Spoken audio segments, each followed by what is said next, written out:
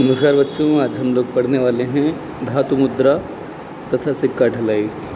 धातु मुद्रा का क्या अर्थ है, सबसे पहले हम इसे जानें।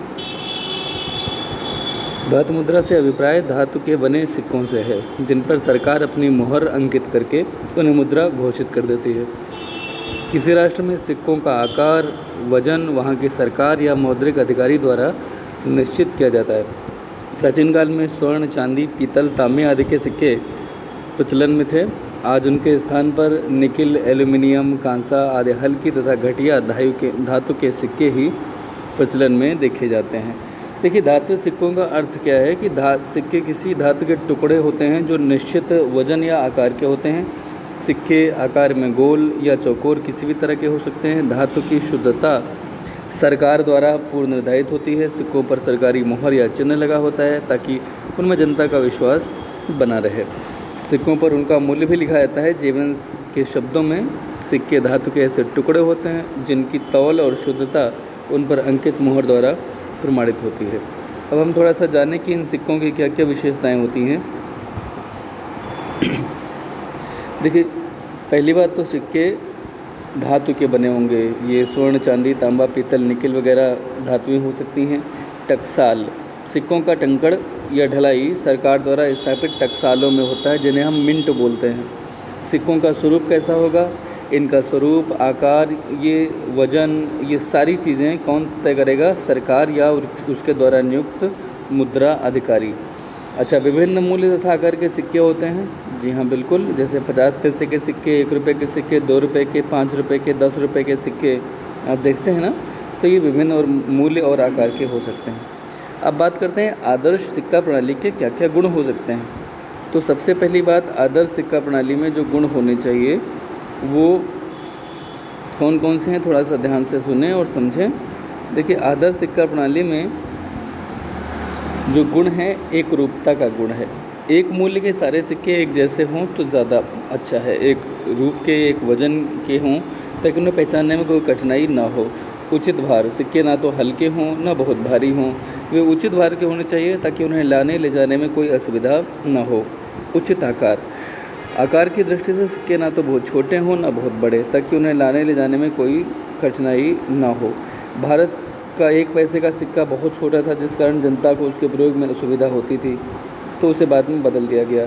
उपयोगिता, सिक्के बहुमूल्य धातु के बने होने चाहिए ताकि उनका बाज़ार में अपना भी कुछ मूल्य हो। इससे जनता का मुद्रा प्रणाली में विश्वास बना रहता है। टिकाऊपन, सिक्के सख्त धातु के होने चाहिए ताकि उनमें घिसावट कम हो और सिक्के जल्दी ख़राब ना हो। इसके अलावा कलात्मक तथा आकर्षक होने चाहिए। ये जो सिक्के हैं ये थोड़ा सा इस तरह से बनाए जाएं कि उसमें आप देखिए कि पुराने समय का जो भी हमें इतिहास मिला है कुछ खास सभ्यताओं के, उसमें सिक्के भी मिले। तो पहले प्राचीन काल में सिक्के जो होते थे उनके टेढ़े किनारे वाले होते थे। इससे क्या होता, जेब में रखने में कठिनाई होती थी। अब मशीनों के द्वारा ढाल करके अच्छे से, सुंदर से, आकर्षक से सिक्के बनाए जाते हैं। सिक्कों पर सरकारी मुहर उसकी प्रामाणिकता तय करती है। उस पर टंकड़ वर्ष होना चाहिए, सरकार की मुहर लगी हुई होनी चाहिए। परिचयता, सिक्के ऐसे होने चाहिए कि जनता खरे खोटे सिक्के की पहचान आसानी से कर सके। विविधता, भिन्न भिन्न मूल्यों के सिक्कों की बनावट और उनके आकार में अंतर होना चाहिए, जिससे अंधेरे में भी उन्हें छूकर यह पता लगाया जा सके कि अमुक सिक्का कितने मूल्य का है। जालसाजी से सुरक्षा, सिक्कों की टंकड़ विधि ऐसी होनी चाहिए कि जालसाजी न हो सके, लोग जाली सिक्के न ढाल सकें। इसलिए ये ज़रूरी है कि सिक्के विशिष्ट आकार के हों। सरकार को अपनी टंकड़ विधि को भी एकदम गोपनीय रखना चाहिए। धातु की चोरी से सुरक्षा, बेईमान व्यक्ति सिक्कों को घिसकर, तेजाब में डालकर, कोने काटकर अथवा किसी अन्य प्रकार से सिक्कों में से धातु निकाल लेते हैं, जिससे उनकी तौल में कमी हो जाती है। इस बुराई पर रोक लगाने के लिए आजकल सिक्कों के किनारे धारीदार बनाए जाते हैं तथा सिक्कों पर कुछ न कुछ मुद्रित रहता ही है। तो अब हम बात करते हैं कि जो धातु मुद्रा है ये अन्य प्रकार की मुद्राओं जैसे वस्तु मुद्रा या पत्र मुद्रा, इन सभी से ये कैसे बेहतर है। तो एक तो ख़ास बात है इसकी कि इसका टिकाऊपन, ये काफ़ी समय तक टिकी रहती है, ये जल्दी ख़राब नहीं होती, इसके पानी से गलने या सड़ने का भय नहीं होता। मुद्रा के रूप में स्थिरता, मुद्रा के मूल्य में स्थिरता। देखिए, धातुओं की कीमतों में बार बार या बहुत जल्दी जल्दी उतार चढ़ाव नहीं होते। इससे धातु मुद्रा का मूल्य लगभग स्थिर रहता है। धातु मुद्रा की मात्रा में आसानी से परिवर्तन करना संभव नहीं होता, क्योंकि धातुओं की मात्रा में परिवर्तन होने पर ही सिक्कों के मूल्य में परिवर्तन होता है। इससे क्या होगा कि क्रय शक्ति, मुद्रा की क्रय शक्ति में तेज़ी से उतार चढ़ाव आते ही नहीं, इससे मुद्रा का मूल्य स्थिर रहता है। जनता का धातु का अपना एक मूल्य होने के कारण, जिसे आंतरिक मूल्य बोलते हैं, जनता का धातु मुद्रा पर ज़्यादा भरोसा होता है। पुनः प्रयोग संभव। देखिए, ये जो सिक्के हैं, अगर ये ख़राब हो जाएं, इनके प्रिंट जो है वो अगर घिस जाए तो इन्हें फिर से गला करके सिक्का बनाया जा सकता है। मुद्रा प्रसार का भय नहीं, क्योंकि धातु की मात्रा एक निश्चित होती है किसी भी देश में, तो सरकार जितना भी चाहे उतना ये सिक्के ढाल नहीं सकती, इसलिए इनकी मात्रा नियंत्रित रहती है और इसलिए मुद्रा प्रसार का कोई भय नहीं रहता। मुद्रा प्रसार वो स्थिति है जहाँ मुद्रा की मात्रा किसी अर्थव्यवस्था में बहुत ज़्यादा हो जाती है, उससे उस देश में महंगाई आने की संभावना रहती है, तो मुद्रा प्रसार का धातु मुद्रा में भय नहीं रहता। इसके अलावा कुछ और भी यहाँ पे इसके गुण हैं। विमुद्रीकरण की दशा में कम हानि। अगर सोने के सिक्के, चांदी के सिक्के चल रहे हैं और सरकार उन सिक्कों को अमान्य घोषित कर दे, जिसे हम डिवैल्यूएशन बोलते हैं या डिमोनेटाइजेशन बोलते हैं, डिमोनेटाइजेशन बोलेंगे, जो अभी 2016 में हुआ था। तो ये जो डिमोनेटाइजेशन होगा तो वो जो सिक्के होंगे वो पूरी तरह से ख़राब हो जाएंगे, लेकिन चूँकि उनका सोने और चांदी का अपना एक आंतरिक मूल्य होगा, तो जिनके पास वो सिक्के होंगे वो उनको गला करके अपना कुछ ना कुछ मूल्य निकाल लेंगे, जिससे उनको हानि कम से कम होगी। कागज़ के नोटों में तो जनता को अत्यधिक हानि उठानी पड़ती है। हालांकि ये जो बातें कही जाती हैं ये अब व्यर्थ हैं, क्योंकि आरबीआई ऐसा नहीं है कि सीधे के सीधे डिमोनेटाइजेशन कर देता है। वो जनता को 2-3 महीने का समय देती है कि वो अपना पैसा वापस बैंक में जाके जमा कर सके और इसीलिए किसी को कोई नुकसान ना हो। तो विदेशी व्यापार में सुविधा ये रहती है कि सोना चांदी ऐसे धातुएं हैं जो पूरी दुनिया में कहीं भी स्वीकार किए जाते हैं, तो उसमें ये नहीं हुआ कि भारत के जो नोट हैं वो भारत में चलेंगे। सोना और चांदी के सिक्के पूरी दुनिया में हर जगह स्वीकार किए जाते हैं, तो विदेशी व्यापार में सुविधा रहती है। लेकिन इन गुणों के बाद धातु मुद्रा के कुछ दोष भी हैं, जैसे बहुमूल्य धातुओं की बर्बादी होती है। जब हम कागज़ के नोट छाप सकते हैं तो सोना चांदी के सिक्के छापने से सोने और चांदी का जो हम कोई अन्य बेहतर उपयोग कर सकते हैं वो हम नहीं कर पाते। धातु सोने चांदी के सिक्के घिसते भी हैं, इससे बहुमूल्य धातुओं की वेस्टेज होती है। बहुत महंगी मुद्रा है ये। कागज़ के नोट्स की अपेक्षा ये महंगी पड़ती है, लाने ले जाने में कठिनाई है। आपको 2000 का नोट जेब में रख दिया जाए आसान है, लेकिन 2000 के 10 रुपये के सिक्के आपकी जेब में रख दिए जाएँ तो कठिन होगा। सुरक्षा संबंधी कठिनाई, सोना और चांदी बहुत महंगी धातुएं हैं, पर्याप्त स्थान घेरती हैं, इनके चोरी होने की भी संभावना रहती है। ठीक है। लोच का अभाव रहता है। धातु मुद्रा की मात्रा देश में सीमित होती है। मौद्रिक आवश्यकता बढ़ने पर भी आप बहुत ज़्यादा मात्रा में सोने और चांदी के सिक्के नहीं छाप सकते, तो इसमें लोच का अभाव होता है, यानी कि आप आवश्यकता अनुसार कम या ज़्यादा मुद्रा छाप नहीं सकते।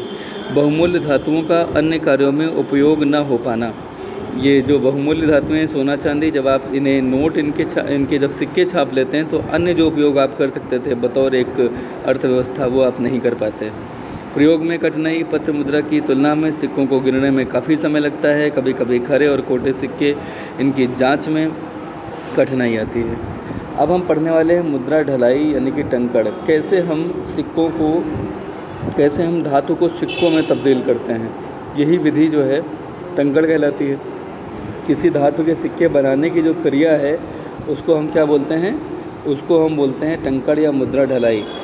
ठीक है। सिक्कों के निर्माण की विधि ही टंकड़ कहलाती है।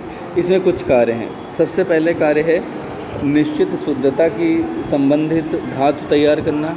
आपको जो धातु के सिक्के बनाने हैं उसकी शुद्धता का स्तर क्या होगा, उसमें क्या क्या मिलाया जाएगा, इसकी धातु आप तैयार करते हैं। फिर धातु को एक निश्चित तौल के टुकड़ों में बांटते हैं। इन टुकड़ों को निश्चित आकार प्रदान करते हैं।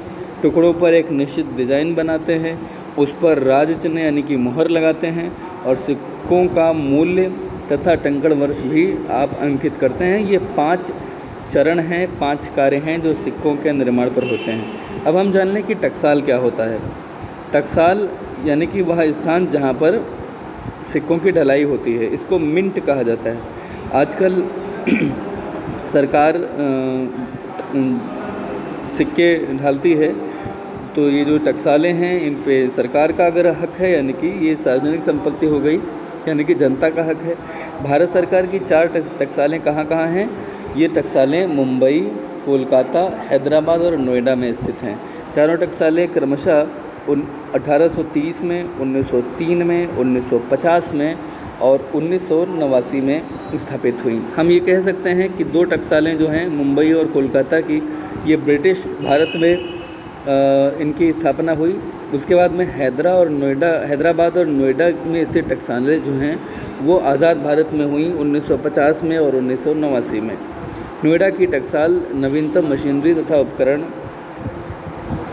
का उदाहरण है। टंकण का उद्देश्य क्या होता है? देखिए, टंकण का उद्देश्य होता है एक रूपता लाना। टंकण के माध्यम से सारे एक मूल्य के सिक्कों का रंग, रूप, आकार एक जैसा होता है, उनकी तौल शुद्धता भी आसानी से एक जैसी रहती है और उनकी जांच भी आसानी से हो पाती है। इसी आधार पे कम गिरावट, सख्त और टिकाऊ सिक्के डालना टंकण के माध्यम से ताकि धातु में कम से कम गिरावट हो। सिक्कों के गलाने व धातु निकालने को रोकना, लोग ऐसा करते हैं तो आप उन्हें रोक सकें, इसके लिए आप किनारे सख्त बनाते हैं ताकि लोग ऐसा ना कर सकें। सिक्के आकर्षक बनाए जाते हैं, कलात्मक, सुंदर, जनता उन्हें सहर्ष स्वीकार कर सके और उनके देश की संस्कृति और प्रगति का भी उससे आभास होता है। जालसाजी पर रोक, सिक्कों पर ऐसे चिन्ह बनाते हैं जिससे जाली सिक्के प्रचलन में न आ सकें। प्रयोग में सुविधा, सिक्कों का भार तथा आकार सुविधाजनक हो जिससे जनता सुगमता से ऐसी मुद्रा का प्रयोग कर सकती है। सरकार को आय की प्राप्ति, सिक्कों की ढलाई से सरकार द्वारा आय प्राप्त करना, इसे मुद्रा ढलाई का गौण उद्देश्य माना जाता है। तो ये गौण उद्देश्य हो गया आय प्राप्त करना, लेकिन प्रमुख उद्देश्य ऊपर दिए गए हैं। मुद्रा ढलाई की कौन कौन सी प्रणालियाँ हैं ये हम पढ़ेंगे कल। आज के लिए इतना ही। आप सभी लोग इनसे संबंधित नोट्स बनाएंगे। बहुत बहुत धन्यवाद आप सभी का।